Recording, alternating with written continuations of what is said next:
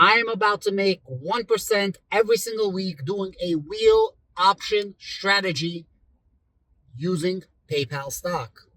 And as I made that video for my channel members enjoying my coffee,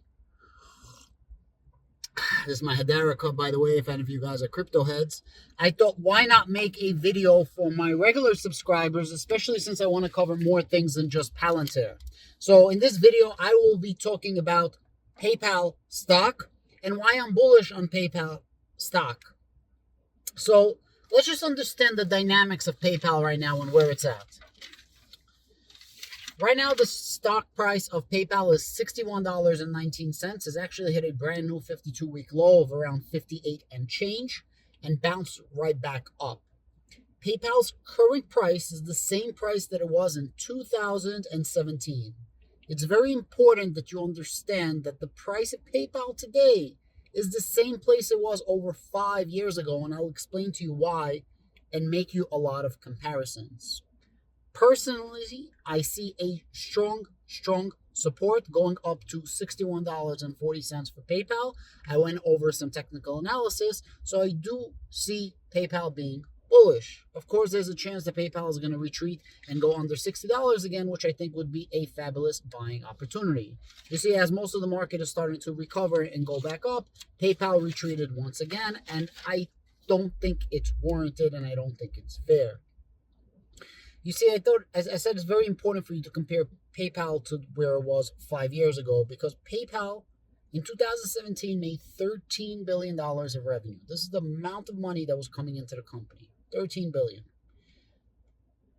This quarter, PayPal made $7.3 billion, and in quarter one and quarter two, they made $14.3 billion in revenue, which means the price of PayPal right now is the same price that it was in 2017 in terms of share price. However, it is making more revenue in half a year than it made in a full year in 2017. Now, that doesn't tell the entire story, but it does give you a narrative or a thesis of why you could justify buying into PayPal.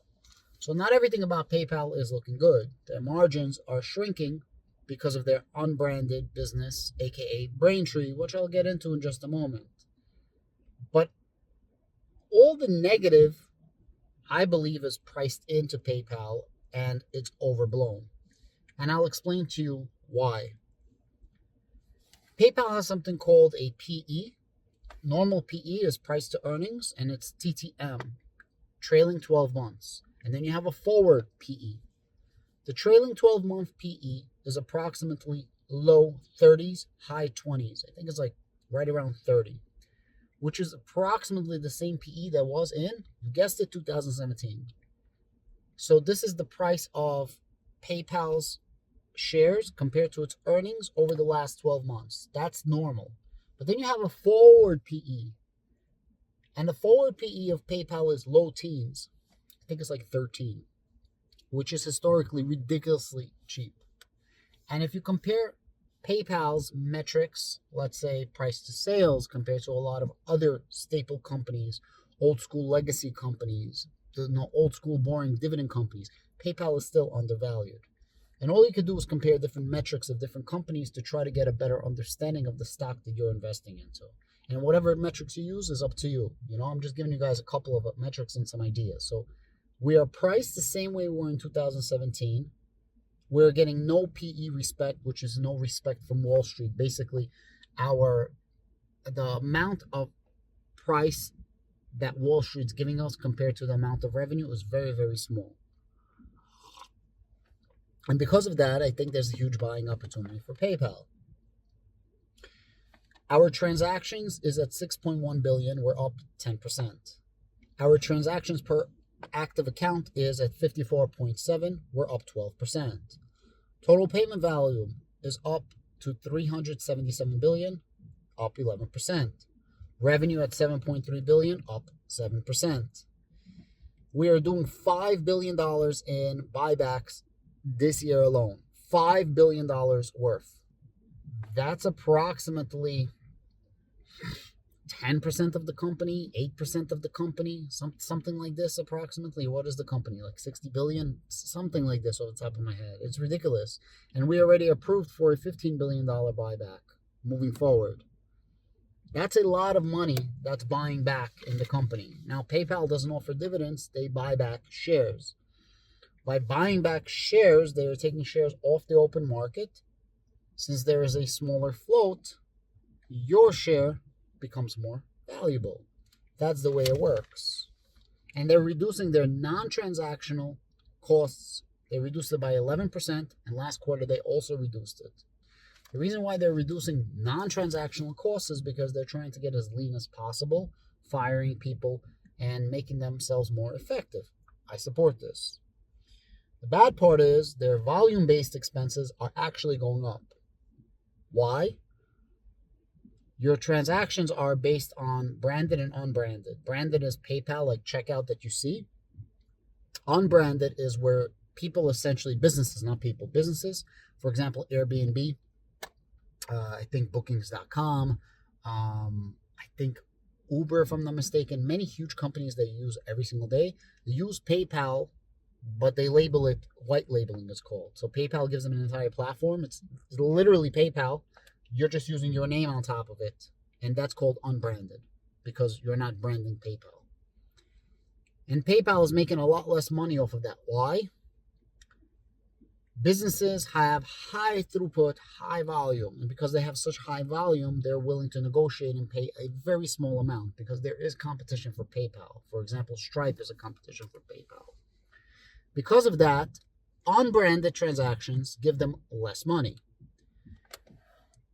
But everything that I just showed you is evidence that PayPal is in fact growing. It's not a stagnant company. It's not a dead company. As a matter of fact, PayPal is really alive and it's growing. It's just not growing at hyper growth.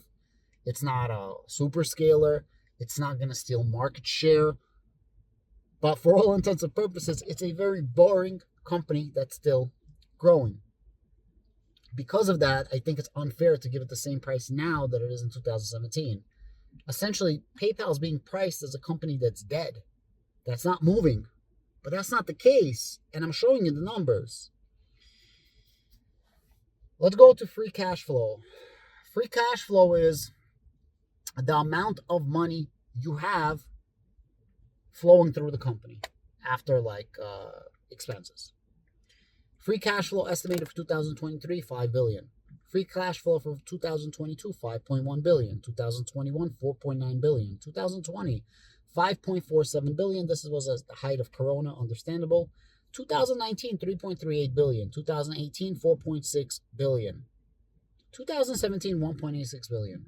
How the actual fuck do you have a company priced the same price as it was in 2017?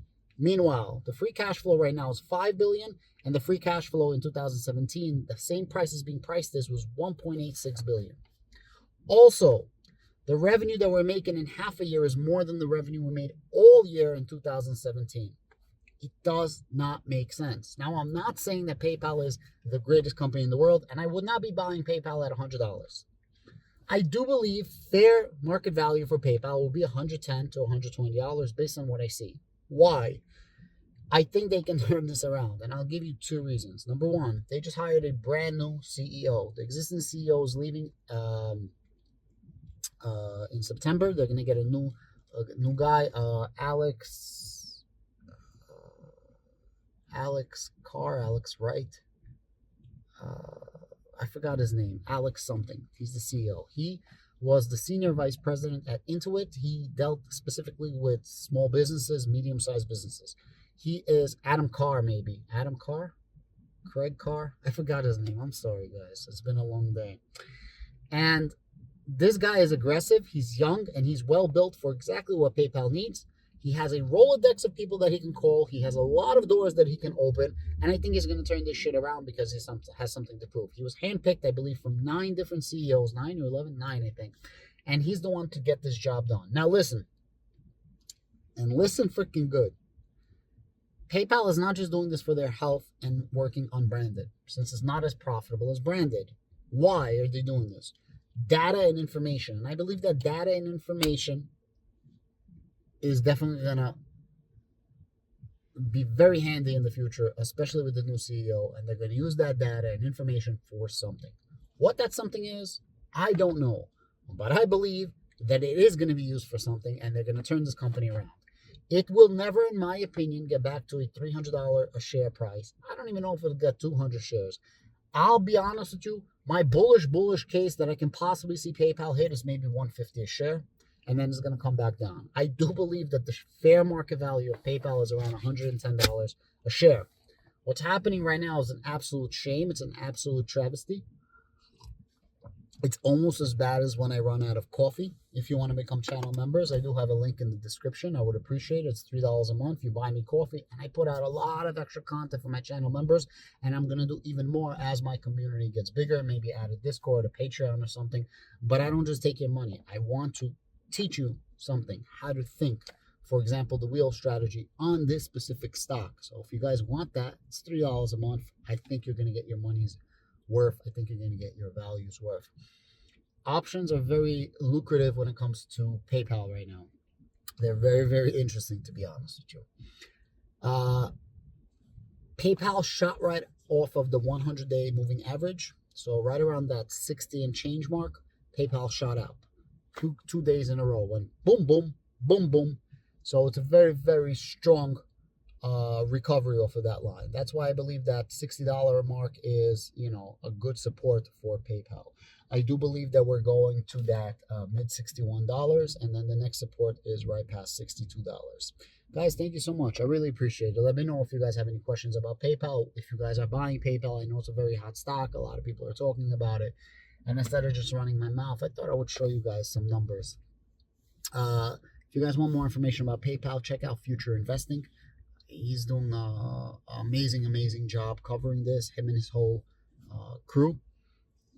His buddy Tevis does a really good job covering it. Couch Investors doing a really good job covering it. And there's a couple of other people that are talking about PayPal and doing a really good job covering it. Thank you very much. I appreciate you guys. And yes, I do have exposure to PayPal. I have leap options, quite a bit of leap options. I believe like 20 grand or something worth of leap options, and I want to add more. Thank you very much. Have a great day.